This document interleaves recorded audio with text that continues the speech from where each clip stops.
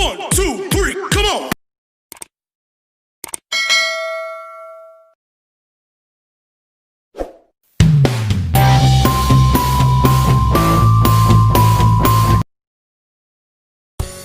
Assalamualaikum, apa kabar? Baik. Assalamualaikum, apa kabar? Baik. Assalamualaikum, waalaikumsalam. Assalamualaikum, apa kabar? Baik. Anak-anak kelas 4, bagaimana kabarnya hari ini? Semoga sehat selalu dan tetap semangat. Pembelajaran daring hari Kamis 15 Oktober 2020.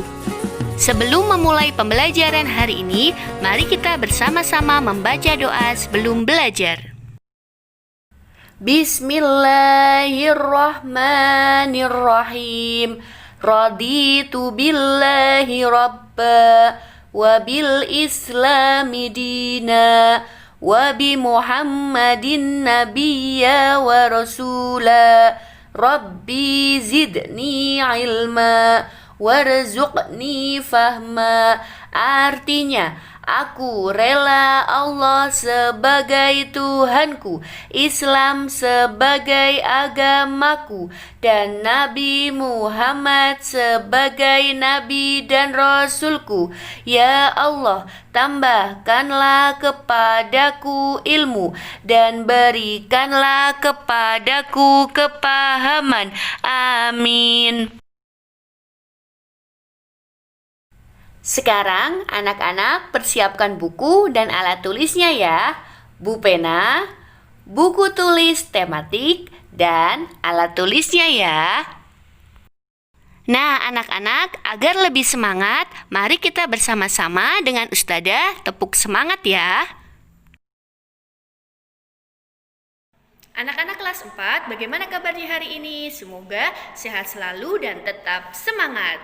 Mari bersama dengan Ustadzah kita tepuk semangat ya. Tepuk semangat. Semangat. Semangat. Anak soleh dan soleha, minggu lalu kita sudah belajar materi mengulas isi buku sastra. Dan kita juga bersama sudah belajar tokoh dalam cerita. Ada tokoh protagonis, antagonis, dan tritagonis. Masih ingat ya? Untuk hari ini kita belajar di tema 4, berbagai pekerjaan. Subtema 2, pekerjaan di sekitarku. Dan untuk hari ini kita bersama-sama akan belajar materi inti cerita dan pesan moral dalam cerita. Yang pertama kita akan belajar inti cerita dalam buku sastra. Nah, coba anak-anak siapa yang tahu inti cerita dalam buku sastra itu apa? Nah, inti cerita dalam buku sastra adalah hal pokok yang diceritakan dalam cerita. Inti cerita dalam buku sastra dapat diketahui jika kita membacanya dengan cara cermat dan teliti. Selain itu, kita dapat mengemukakan isi cerita setelah mengetahui tokoh dan peristiwa yang ada dalam cerita tersebut. Untuk materi yang kedua adalah pesan moral dari suatu cerita. Pesan moral dari cerita adalah pelajaran moral atau pesan yang didapat dari suatu cerita yang dapat diambil pelajaran hidup bagi orang lain yang membacanya. Dalam sebuah cerita selalu terdapat pesan moral di dalamnya. Pesan moral dapat diketahui dari perilaku tokoh dalam menghadapi suatu peristiwa. Pesan moral dalam sebuah cerita disebut juga dengan amanat.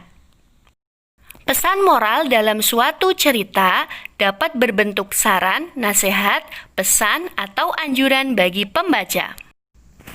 Pesan moral tersebut dapat ditemukan dalam cerita secara tersurat atau langsung, atau secara tersirat, tidak langsung. Sekarang anak-anak perhatikan dan dengarkan cerita dari Ustadzah ya.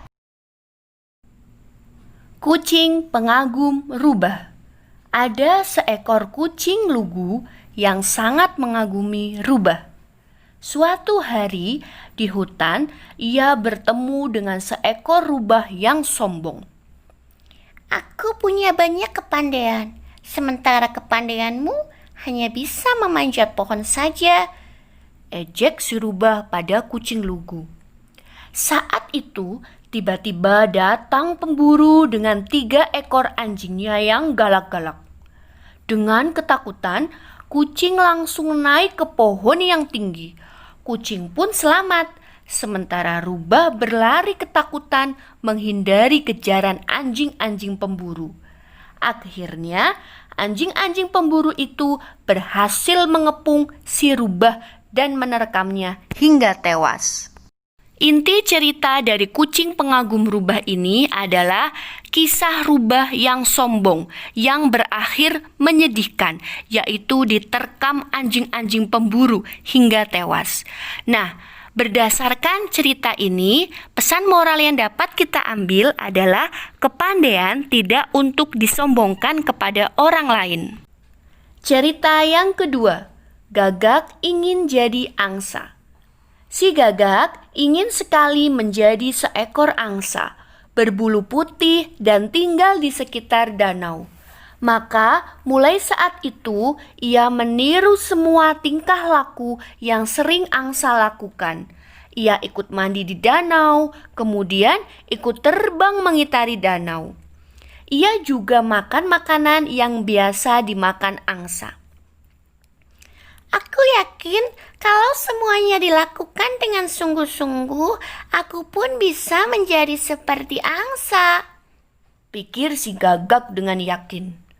Namun, setelah berhari-hari si Gagak mencoba makan yang biasa dimakan si angsa, ia malah jadi sering sakit perut karena makanan angsa tidak cocok dengan perutnya. Begitu pula saat ia sering berendam di dalam air. Lama-lama ia jadi sering sakit karena kedinginan. Akhirnya si Gagak pun sadar kalau dirinya tak mungkin bisa menjadi yang lain. Dari cerita tersebut, inti ceritanya adalah seekor gagak yang ingin sekali menjadi angsa. Sampai-sampai ia bersikeras berusaha semaksimal mungkin mengikuti apapun yang dilakukan angsa. Sampai pada suatu ketika ia sadar bahwa ia tak bisa menjadi angsa ataupun menjadi hewan yang lain. Kemudian, dari cerita Gagak ingin jadi angsa, pesan moral yang dapat kita ambil adalah jadilah diri sendiri sesuai dengan kodrat yang telah Allah tetapkan kepada kita. Dan kita harus bersyukur terhadap apapun yang sudah Allah berikan pada diri kita. Tidak perlu menjadi orang lain karena diri kita sudah sangat berharga. Nah, anak soleh dan solehah, bagaimana mudah ya mencari inti cerita dan pesan moral dalam cerita? Nah, sekarang anak-anak, waktunya untuk mencatat.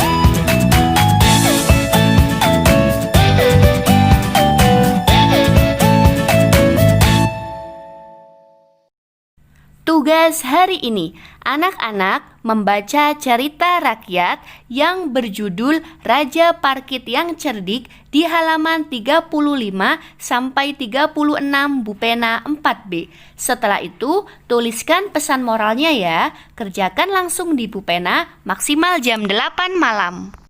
Sebelum pembelajaran tematik hari ini ditutup, mari kita bersama-sama membaca doa kafaratul majelis.